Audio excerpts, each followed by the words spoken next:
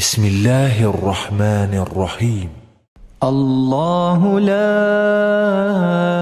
إله إلا هو الحي القيوم.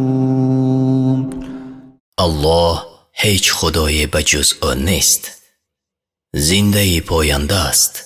لا تأخذه سنة ولا نوم. او را نه خواب سبک فرا میگیرد و نه خواب سنگین. له ما في السماوات وما في الأرض. من ذا الذي يشفع عنده إلا بإذنه. آنچه در آسمان ها و آنچه در زمین است از آن اوست.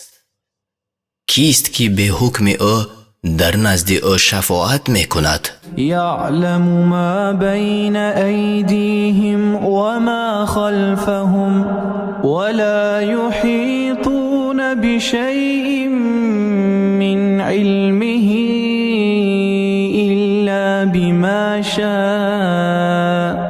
او آینده و گذشتهشان را میداند و مردمان از علم حق چیزی را بجز آنچه وی خواسته است در نمیگیرند.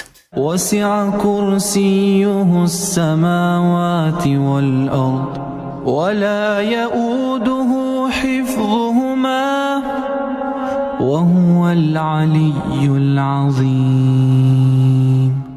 پادشاهی او آسمان ها و زمین را فرا گرفته است و نگهبانی این هر دو برای او گران نیست و او بلند مرتبه بزرگوار است.